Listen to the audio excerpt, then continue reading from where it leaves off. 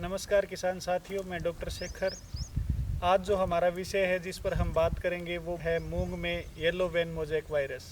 ये एक viral disease है जो मूंग में पाई जाती है। मूंग की काफ़ी सारी वैरायटीज़ हैं जिनमें ये दिक्कत आती है। स्पेशली जो समर मूंग होता है, जो हम ग्रीष्मकालीन मूंग लगाते हैं, जिसकी अवधि मेनली जो धान की फसल बोने से पहले हम इसको लगाते हैं, जिसको हम मार्च के आसपास लगाते हैं और जून जुलाई में जिसको हम हार्वेस्ट कर लेते हैं। तो इसमें जो येलो वेन मोज़ेक वायरस है, ये जो मुख्य रूप से जब किसी भी फसल में या मूंग में, उसके अलावा भिंडी में या उसके अलावा टमाटर में जो अन्य फसलें हैं उनमें भी आता है। जब येलो वेन मोज़ेक वायरस का अटैक होगा तो जैसा कि आप ये पत्ता देख पा रहे हैं, इस पत्ती पे आप क्लियरली देख पा रहे हैं कि इसमें जो पत्ती में है वो पीलापन दिखाई दे रहा है।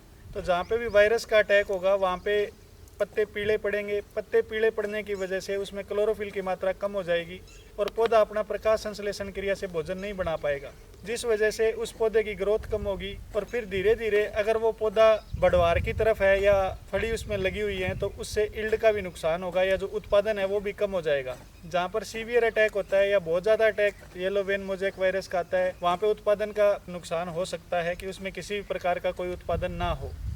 अब इसमें आने के मुख्य कारण ये हैं कि इसमें एक तो जब नमी बढ़ेगी और तापमान ज़्यादा रहेगा, उस स्थिति में येलो वेन मोज़ेक वायरस का अटैक बढ़ेगा। ये एक वायरस है जिसको फैलने के लिए किसी भी दूसरे वेक्टर की या किसी भी दूसरे ऐसे साधन की ज़रूरत है जिससे ये एक जगह से दूसरी जगह फैल सके।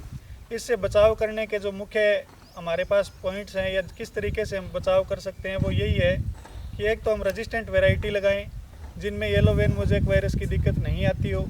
जो मुख्य इसका वेक्टर है वाइट फ्लाई या सफ़ेद मक्खी, उसकी रोकथाम के लिए हम अलग अलग तरह के जो इंसेक्टिसाइड आते हैं उनका हम इस्तेमाल कर सकते हैं।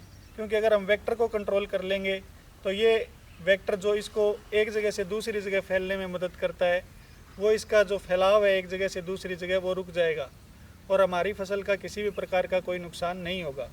इसके अलावा अगर हम ग्रोथ को मेंटेन रखना चाहते हैं फसल की, तो हम इन इंसेक्टिसाइड्स के साथ कुछ ग्रोथ प्रमोटर्स या न्यूट्रिशनल प्रोडक्ट्स का भी इस्तेमाल कर सकते हैं। धन्यवाद।